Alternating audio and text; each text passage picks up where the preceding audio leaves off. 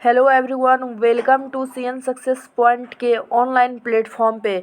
तो आज हम लोग पुर्तगालियों का आगमन के बारे में पढ़ेंगे।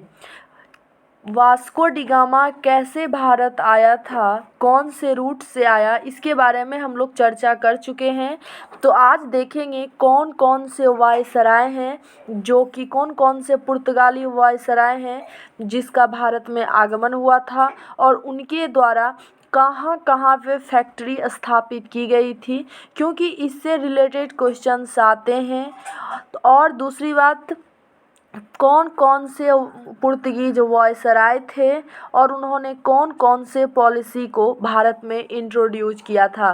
क्योंकि आपको बता दें कि सबसे पहला भारत पे आने वाला भी पुर्तगीज़ था, जो सबसे पहले 1498 में पहुंचा था एक व्यापारी के रूप में, और सबसे लास्ट में पुर्तगीज़ ही भारत से गया था। तो याद रखिए। अब नेक्स्ट देखते हैं।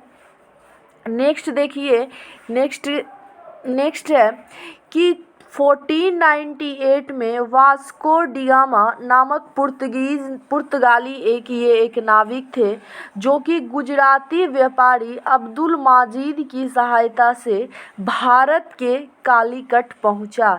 देखिए यहीं पे कालीकट है, केरल में कालीकट पाया जाता है, और वहीं पे सबसे पहले वास्को डी गामा आया था और वहाँ से मसाला खरीद के कितना 16, जब वो मसाला खरीद के, यहाँ देखिए कालीकट है, अब यहाँ से जब मसाला खरीद के वह यूरोप जाता है तो उसको 60 गुना प्रॉफिट होता है, 60 गुना प्रॉफिट होता है। फिर जो है, पहले तो 1498 में वास्को डी गामा आता है, और फिर दूसरी बार 1502 में दूसरी बार वास्को डी गामा भारत फिर व्यापार के लिए आता है, मसाला खरीदने के लिए, और फिर वह मसाला खरीद के अपने देश लौटता है, और वहाँ पे फिर उसको बहुत प्रॉफिट होता है।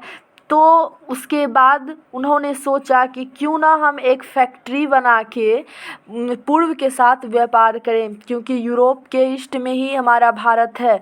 तो देखिए, अब यहाँ पे सबसे पहले जो है पूर्व के साथ व्यापार करने के लिए इस्तादो द इंडिया नामक एक कंपनी की स्थापना की गई, क्योंकि आपको पता होगा कि उस टाइम 15 से 17 सेंचुरी के बीच यूरोप में रेनेसां का काल था, और उसी से एक आइडियोलॉजी उभर के आई थी जिसको वाणिज्यवाद बोलता है, और उसमें यह एक फैक्टर था कि ऑर्गेनाइज तरीके से ट्रेड होना चाहिए, क्योंकि इसके पहले भी ट्रेड होती थी लेकिन अनऑर्गेनाइज तरीके से। तो इसलिए कंपनी का स्थापना करना जो है वही वाणिज्यवाद के आइडिया से एक फैक्टर था। तो सबसे पहले देखिए सब 1502 में सबसे पहले जो है पुर्तगीज के द्वारा कालीकट में फैक्ट्री बनाई गई थी, लेकिन इससे पहले कोचीन में बनाने से पहले पुर्तगालियों का जो फैक्ट्री है वो कालीकट में बनाया गया था,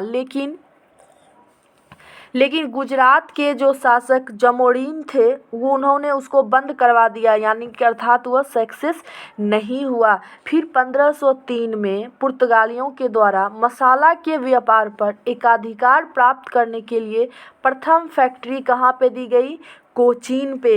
देखिए यहाँ पे, और कोचीन कहाँ पे अभी है? केरल में। और दूसरी फैक्ट्री कन्नूर में, कब? 1505 ईस्वी में।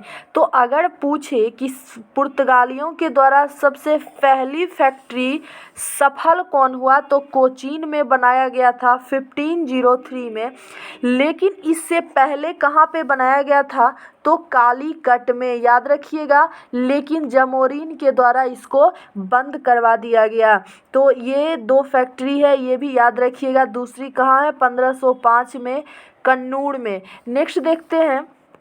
नेक्स्ट वायसराय से कुछ क्वेश्चंस आते हैं। तो सबसे पहले कौन सा वायसराय था?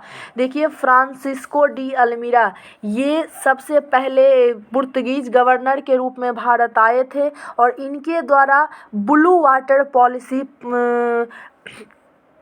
चलाया गया था। ब्लू वाटर पॉलिसी का मीनिंग है कि हिंद महासागर पे जो जिसका अधिकार होगा वही सबसे ज़्यादा उसी को सबसे ज़्यादा पैसा मिले, क्योंकि हिंद महासागर के द्वारा ही व्यापार होती थी। तो यह जो है ज़्यादा से ज़्यादा वाटर पे कंट्रोल करने की पॉलिसी लाई थी, और इसी को ब्लू वाटर पॉलिसी कहते हैं, क्योंकि अंतरिक्ष पे देखने पे क्या वाटर कोई भी सागर, चाहे हिंद महासागर हो या प्रशांत महासागर हो, अर्थात पूरी पृथ्वी ही नीला दिखाई पड़ती है। तो इसलिए इनके द्वारा ब्लू वाटर पॉलिसी लाया गया था। और पुर्तगीज का यह सबसे फर्स्ट गवर्नर था जो फ्रांसिस्को डी अल्मीरा के नाम से जाना जाता है। ये देखिए, यही है अल्मीरा। नेक्स्ट पुर्तगाली गवर्नर जो थे वो थे अल्फांसो डी अल्बुकर्क, और यही जो है पुर्तगीज साम्राज्य का वास्तविक संस्थापक के रूप में अल्फांसो डी अल्बुकर्क को माना जाता है। लेकिन अगर क्वेश्चन पूछे कि भारत में पुर्तगीज का प्रथम गवर्नर कौन था, तो अल्मीरा हो जाएगा। लेकिन अगर वास्तविक गवर्नर पूछे तो अल्फांसो डी अल्बुकर्क होगा। देखिए, वास्तविक संस्थापक इसलिए इसको माना जाता है क्योंकि भारत में पुर्तगाली साम्राज्य को व्यवस्थित करने का श्रेय अल्बुकर्क को जाता है, इसको मजबूत करने का श्रेय अल्बुकर्क को जाता है। इसलिए इसको संस्थापक नहीं बल्कि वास्तविक संस्थापक कहा जाता है। संस्थापक और वास्तविक संस्थापक दोनों में अंतर है, इस बात को ध्यान रखना है। अब नेक्स्ट है, इनके द्वारा कौन कौन सी पॉलिसी चलाई गई थी। तो सबसे पहले ये अल्बुकर्क जो थे ये अपने क्षेत्र में सती प्रथा को भी रोकने का इन्होंने पहली बार प्रयास किया था। कौन किए थे? तो अल्फांसो डी अल्बुकर्क किए थे, लेकिन सक्सेस नहीं हुआ। दूसरा बात ये है कि अल्बुकर्क के ही द्वारा वहाँ पे पुर्तगालियों को भारत में शादी विवाह करने के लिए भी प्रोत्साहित किया गया था। तो वो कौन थे? अल्बुकर्क ही थे। नेक्स्ट गवर्नर देखते हैं। नेक्स्ट देखिए, नीनो डी कुन्हा है। नीनो डी कुन्हा ने क्या किया? कोचीन पहले मेन सेंटर पुर्तगीज का क्या था? कोचीन था, लेकिन इन्होंने कोचीन से बदलकर गोवा कर दिया था, जो कि पुर्तगाल का मेन सेंटर बन गया। कौन? जिसको राजधानी वो लोग मानते थे, तो गोवा, कोचीन से ट्रांसफ़र करके गोवा। और एक बात अल्बुकर्क के बारे में देखिएगा कि यही वो अल्बुकर्क हैं जो बीजापुर के शासक यूसुफ आदिल शाह से गोवा छीना था। कब छीना था? तो 1510 ईस्वी में। 1510 ईस्वी में ये बीजापुर के शासक यूसुफ आदिल शाह से गोवा छीन लिया था। तो यह भी ध्यान रखिएगा, ये अल्बुकर्क के द्वारा सबसे महत्वपूर्ण किया हुआ काम था। और इनके द्वारा सती प्रथा पे भी थोड़ा बहुत प्रतिबंध लगाया गया था। नेक्स्ट देखते हैं। अब वायसराय के बारे में हम लोग पढ़ लिए। अब देखना ये है कि पुर्तगीज तो हमारे यहाँ बहुत संस्थापक भी बन गए, बहुत सारा काम किए, कंट्रोल भी किए। अब जो है इनकी देन क्या क्या थी? तो देखिए, प्रिंटिंग प्रेस जो सबसे महत्वपूर्ण पुर्तगालियों की देन है वो प्रिंटिंग प्रेस है, जिसपे अब अभी हम लोग अखबार छापते हैं प्रिंटिंग प्रेस की मदद से।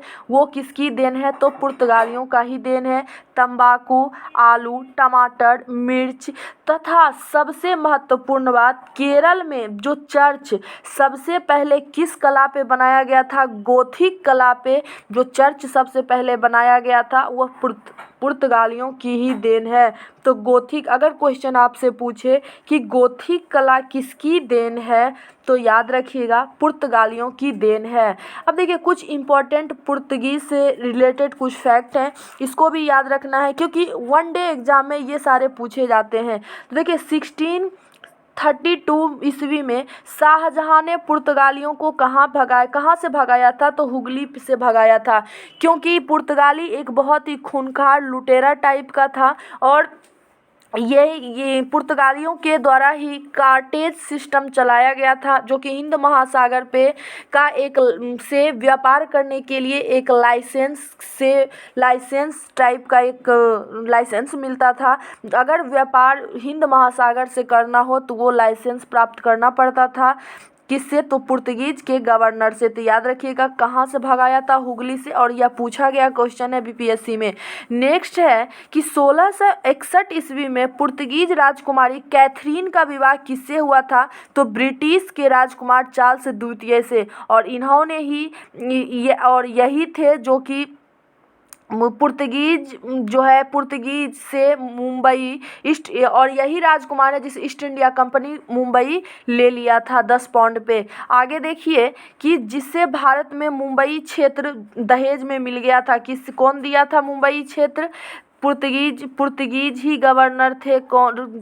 पुर्तगीज राजकुमारी की शादी हुई थी कैथरीन का किससे? तो ब्रिटिश राजकुमार चार्ल्स द्वितीय से। किससे? चार्ल्स द्वितीय से। तो नेक्स्ट देखते हैं। तो ये अब पुर्तगीज से रिलेटेड ये सारे फैक्ट थे। अब जो है देखिए गोथी कला के बारे में हम अभी डिस्कस किए थे। तो गोथी कला में देखिए ये जो चर्च है ये केरल का चर्च है। और यही इसी कला को ये देख रहे हैं लंबे लंबे जो ये मंडप के जैसा बना हुआ है, इसी को गोथी कला बोलते हैं। क्या? इसी को गोथी कला बोला जाता है और यह पुर्तगालियों की ही देन है।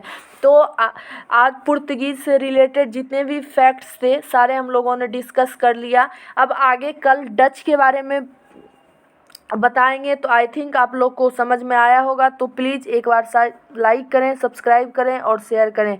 तो इस नेक्स्ट वीडियो में डच के बारे में हम लोग देखेंगे, समझेंगे। तब तक के लिए थैंक यू।